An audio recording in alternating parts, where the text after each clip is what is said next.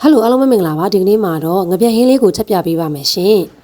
ဒါကတော့ကျမတို့ရွာကအမျိုးတွေထည့်ပေးလိုက်တဲ့စားပြားနေပြီးသားငပြက်တွေပေါ့နော်တချို့လည်းသိမယ်တချို့လည်းသိချင်မှသိမယ်ပေါ့ကွယ်ဒါကတော့ငပြက်ရဲ့ဘိုက်ထဲမှာပါတဲ့ငပြက်အစီလေးတွေပါရှင်ကဲရတာစားပြားနေထားတာတွေကျမတို့ရွာတဲလာတာဆိုတော့ဖရီဇာထဲကိုထည့်ထားတာပေါ့နော်အရင်ဆုံးစက်သွန်အနီစက်သွန်ပြူထည့်ထားပြီးတော့စီမွေးတက်ပါမယ်စီမွေးကိုနာတက်ပေးဖို့တော့လိုတယ်နော်ဟင်းချက်တဲ့နေရာမှာတဖြည်းဖြည်းနဲ့ကျမတို့စီမွေးတက်တာအယောင်ပြောင်းလာပြီဆိုရင်ခုနကတော့ငါစားပြားနယ်ထားတဲ့ငပြက်တွေကိုကျမစပြီးတော့ထည့်ပါမယ်ရှင်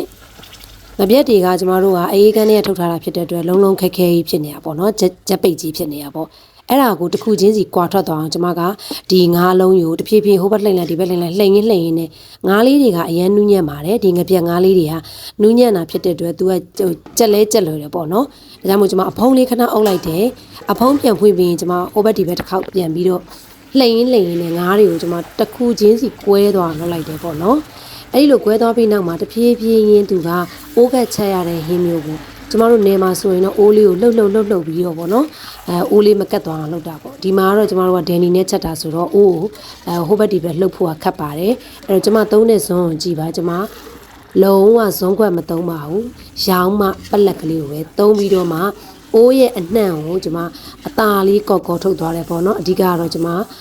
ဒီငါးလေးတွေအိုးကတ်မသွားအောင်ပါသူအိုးကတ်ရင်လည်းစားလို့မကောင်းပါဘူးဒီမှာစီများလေးနဲ့ချက်ရမယ်ပေါ့နော်ဒီငါးတွေကတော့ကျမတို့ကမွေးမြူရေးငါမဟုတ်ပါဘူးအခုလိုမျိုးမိုးရာသီမှာစားတဲ့ငါးမျိုးပေါ့နော်ကဲအချင်းစီပြန်ချက်မှာဆိုတော့ကျမမကြီးသီးမဲ့လေးကိုရေစိန်ထားတဲ့ဟာလေးကိုကျမဒီထဲအချင်းစီပြန်လေးချက်မှာမို့လို့လောင်းထည့်လိုက်ပါတယ်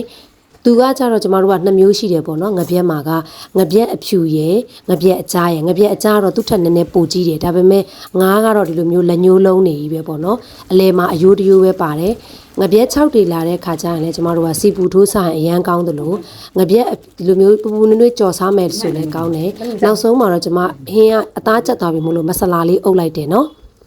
လုံးဝအရန်ကိုစားလို့ကောင်းသောစီပြန်ဟင်းလျာလေးတစ်ခွက်ပါ